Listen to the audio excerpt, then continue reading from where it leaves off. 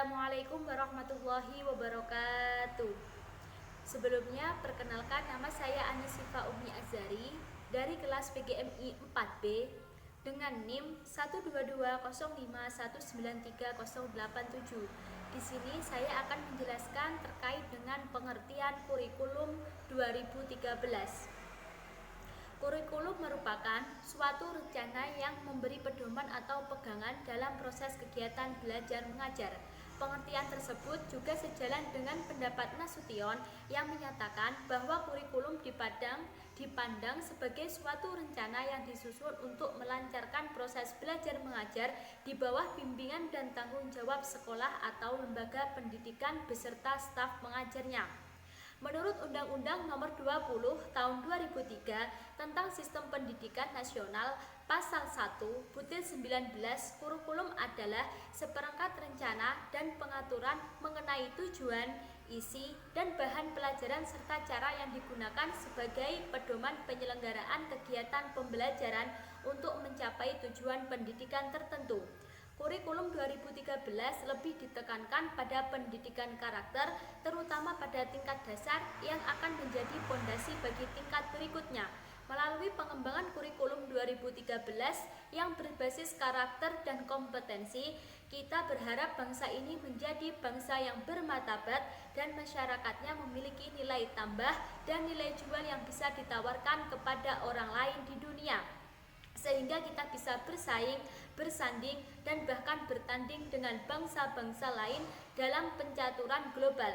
Hal ini dimungkinkan kalau implementasi kurikulum 2013 betul-betul dapat menghasilkan insan yang produktif, kreatif, inovatif, dan berkarakter. Perkenalkan, nama saya Evi Umatul Janah, NIM 12205193038. Di sini saya akan menjelaskan mengenai karakteristik kurikulum 2013. Masing-masing kurikulum memiliki karakteristik tersendiri. Demikian juga kurikulum 2013 yang telah dirancang oleh pemerintah. Adapun karakteristik dari kurikulum 2013 yaitu yang pertama, mengembangkan keseimbangan antara sikap spiritual dan sosial, rasa ingin tahu, kreativitas, kerjasama antara kemampuan intelektual dengan psikomotorik. Yang kedua, sekolah merupakan bagian dari masyarakat yang memberikan pengalaman belajar terencana. Yang ketiga, mengembangkan sikap, pengetahuan, keterampilan, serta menerapkannya dalam berbagai situasi di sekolah maupun di masyarakat. Yang keempat, memberikan waktu cukup leluasa untuk mengembangkan sikap, pengetahuan, dan keterampilan. Yang kelima, kompetensi dinyatakan dalam bentuk kompetensi inti kelas yang dirinci lebih lanjut dalam kompetensi dasar. Yang keenam, kompetensi inti menjadi unsur pengorganisasi kompetensi dasar, di mana semua kompetensi dasar dan proses pembelajaran dikembangkan untuk mencapai kompetensi yang dinyatakan dalam kompetensi inti. Yang ketujuh, kompetensi dasar dikembangkan didasarkan pada prinsip akumulatif, saling memperkuat dan memperkaya antar mata pelajaran dan jenjang pendidikan. Itu tadi adalah karakteristik dari kurikulum 2013. Assalamualaikum warahmatullahi wabarakatuh. Nama saya Lolita Dia Amaria. Nomor absen 37 akan menjelaskan mengenai metode pembelajaran yang digunakan dalam kurikulum 2013. Metode pembelajaran sendiri adalah cara yang digunakan dalam proses pembelajaran sehingga diperoleh hasil yang optimal. Nah, dalam kurikulum 2013 ada beberapa metode pembelajaran yang dapat digunakan. Yang pertama yaitu metode ceramah. Nah, dalam metode ini penyampaian materi dari guru kepada siswa melalui bahasa lisan, baik verbal maupun nonverbal. Dan yang kedua ada metode latihan. Nah, dalam pembelajaran metode ini, penyampaian materi melalui upaya penanaman kebiasaan tertentu sehingga diharapkan siswa dapat menyerap materi secara optimal. Nah, yang ketiga ada metode tanya jawab. Nah, penyajian materi pelajaran melalui bentuk pertanyaan yang harus dijawab oleh anak didik itu adalah metode tanya jawab. Metode ini bertujuan memotivasi anak mengajukan pertanyaan selama proses pembelajaran atau guru yang mengajukan pertanyaan kepada anak didik. Nah, yang keempat ada metode karya wisata. Metode ini penyampaian materinya dengan cara membawa langsung anak didik ke objek di luar kelas atau di lingkungan kehidupan nyata agar siswa dapat mengamati atau mengalaminya secara langsung. Nah, yang kelima ada metode demonstrasi. Metode pembelajaran dengan cara memperlihatkan sesuatu proses atau suatu benda yang berkaitan dengan bahan pembelajaran itu adalah metode demonstrasi. Nah, yang keenam ada metode sosiodrama. Nah, metode ini dalam pembelajarannya memberikan kesempatan kepada anak didik untuk melakukan kegiatan memainkan peran atau yang terdapat dalam kehidupan sosial. Nah, yang ketujuh ada metode bermain peran. Pembelajaran ini melalui pengembangan imajinasi dan penghayatan anak didik dengan cara anak didik memerankan suatu tokoh, baik tokoh hidup maupun mati. Nah, yang kedelapan ada metode diskusi. Dalam metode ini itu ada sebuah pemberian masalah kepada siswa dan siswa diminta untuk memecahkan masalah secara berkelompok. Nah, yang kesembilan ada metode pemberian tugas atau resitasi, merupakan metode pembelajaran melalui pemberian tugas kepada siswa. Nah, resitasi ini merupakan metode pembelajaran berupa tugas pada siswa untuk melaporkan pelaksanaan tugas yang telah diberikan oleh guru. Yang terakhir ada metode proyek. Metode ini membahas materi pembelajaran ditinjau dari sudut pandang lain. Nah, penggunaan metode pembelajaran yang tepat dan sesuai kebutuhan siswa di sekolah dalam proses pembelajaran itu dapat memberikan kemampuan pemahaman konsep yang baik bagi siswa serta terhadap materi-materi pembelajaran sehingga akan dapat melatih siswa dan dapat mengembangkan skill belajar siswa di sekolah. Kenalkan, nama saya Novi Melindawati dengan nomor NIM 1220519337. Saya di sini ke bagian materi tentang kelebihan dan kelemahan kurikulum 2013. Kurikulum di sekolah telah dikembangkan dari kata SP menjadi kurikulum 2013. Secara konseptual terjadi perubahan karena menyesuaikan dengan perkembangan serta tuntunan dunia pendidikan. Kurikulum perlu harus dikembangkan menyesuaikan dinamika eksternal lembaga pendidikan. Kurikulum diarahkan untuk merekonstruksi sosial sehingga pembelajaran di sekolah dapat sering dengan kebutuhan masyarakat.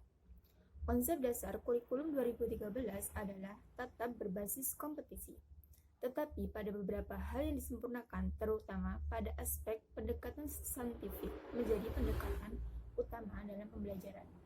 Sedangkan penilaian pembelajaran menggunakan penilaian otentik. Nah, kemudian saya akan menjelaskan dan memaparkan sedikit tentang kelebihan dan kelemahan kurikulum 2013. Yang pertama yaitu kelebihannya, menekankan kepada pendidikan karakter. Yang dimaksud di sini yaitu adanya kesempatan bagi lembaga pendidikan untuk lebih maksimal dalam membentuk karakter peserta didik. Yang kedua, kelebihan yang kedua yaitu memungkinkan siswa lebih aktif, inovatif, dan kreatif, yaitu mendorong siswa untuk lebih aktif karena kurikulum ini didesain secara khusus agar siswa lebih inovatif dan kreatif di dalam berbagai hal, khususnya dalam memecahkan sebuah masalah. Kelebihan yang ketiga yaitu lebih responsif terhadap fenomena sosial yang ada, yaitu dapat menjadikan siswa yang responsif dalam berbagai hal.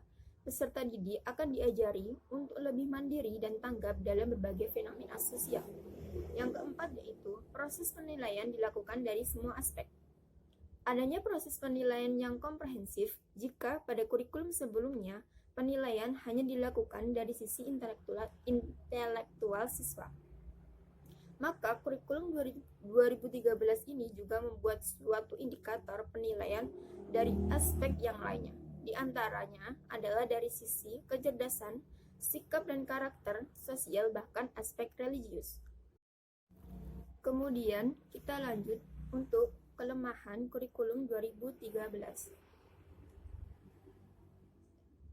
Yang pertama yaitu guru lebih banyak salah paham karena beranggapan dengan kurikulum 2013, guru tidak perlu menjelaskan materi kepada siswa di kelas. Padahal banyak mata pelajaran yang harus tetap ada penjelasan dari guru. Yang kedua yaitu banyak sekali guru-guru yang belum siap secara mental dengan kurikulum 2013 ini. Yang ketiga yaitu kurangnya pemahaman guru dengan konsep pendekatan saintifik. Yang keempat yaitu kurangnya keterampilan guru merancang RPP. Yang kelima yaitu guru tidak banyak yang menguasai penilaian autentik. Yang keenam, terlalu banyak materi yang harus dikuasai oleh siswa. Jadi, kebanyakan siswa akan lebih merasa keberatan dalam menguasai materinya.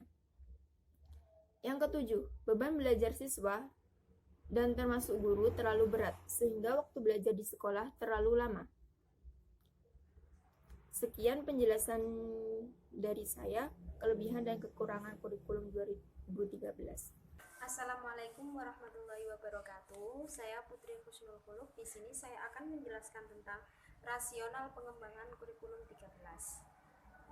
K13 dikembangkan berdasarkan faktor-faktor sebagai berikut. Yang pertama ada faktor internal. Faktor internal ini isinya adalah berupaya mengubah sumber daya manusia usia produktif dirubah atau ditransformasikan menjadi sumber daya manusia yang memiliki kompetensi dan kemampuan melalui pendidikan. Yang kedua ada faktor eksternal. Faktor eksternal ini adalah faktor yang berhubungan dengan arus globalisasi. Arus globalisasi ini akan menggeser masyarakat yang dulunya itu masyarakat agraris dan perdagangan tradisional akan dirubah menjadi masyarakat industri dan perdagangan tradisional dan perdagangan modern.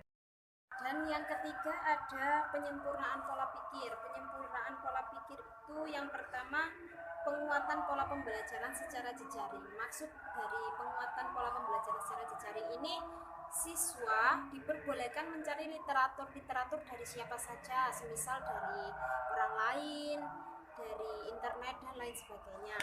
Dan yang kedua penguatan aktif mencari. Nah, aktif mencari ini siswa mencari-cari materi kemudian diperkuat melalui pendekatan-pendekatan. Dan yang ketiga ada penguatan pola belajar dan kelompok. Nah, ini belajar di K13 lebih sering dibentuk anggota tim atau kelompok untuk memecahkan suatu masalah-masalah. Assalamualaikum warahmatullahi wabarakatuh. Saya Sabrina Izaneli Yusra, NIM 12205193021 akan menjelaskan mengenai penilaian dalam kurikulum.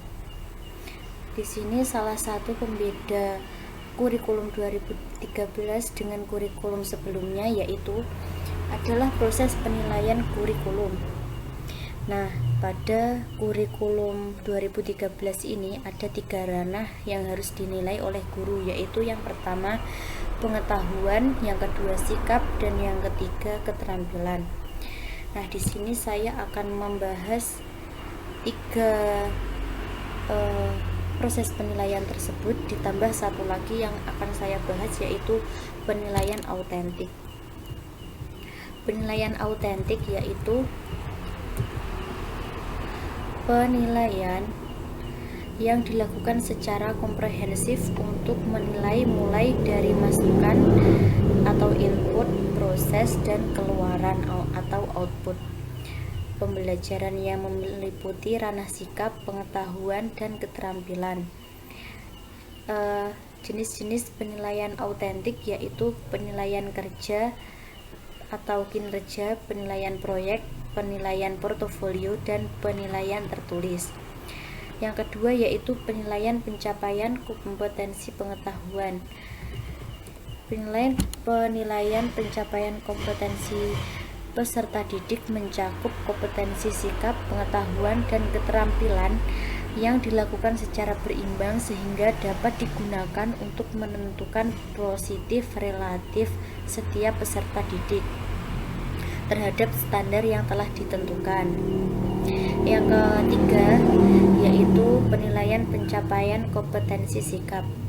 Penilaian ini merupakan serangkaian kegiatan yang dirancang oleh guru untuk mengatur sikap peserta didik.